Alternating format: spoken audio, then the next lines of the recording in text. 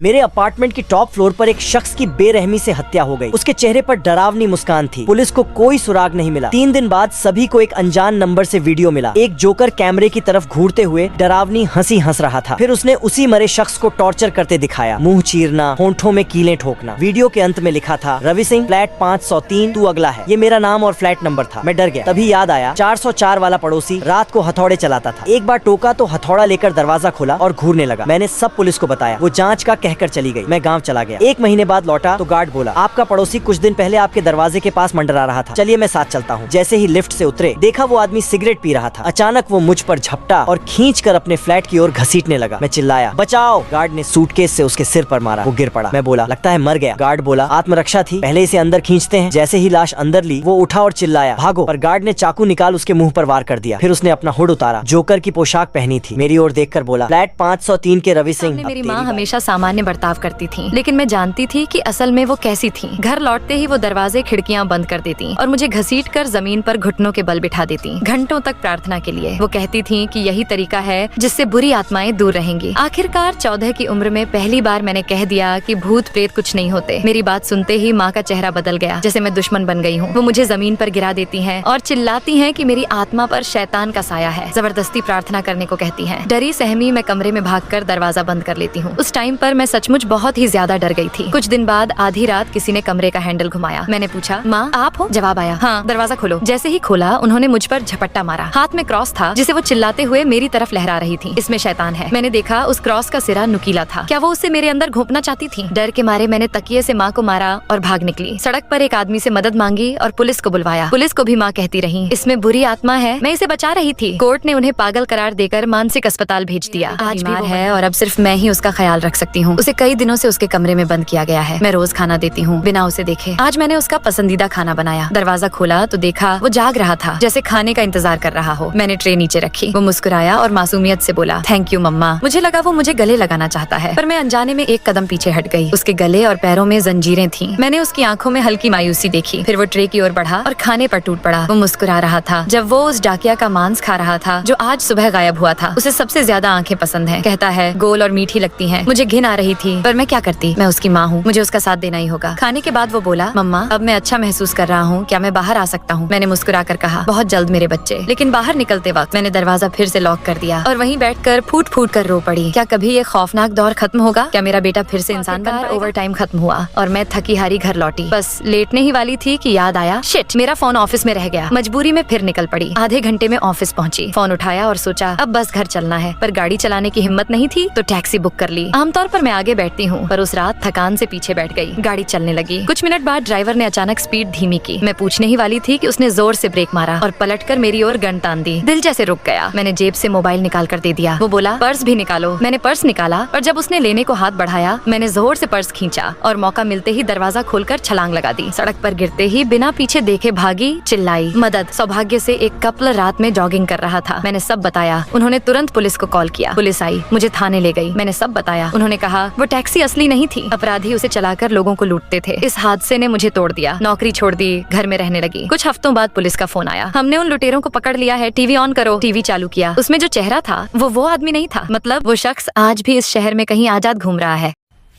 मजा आया।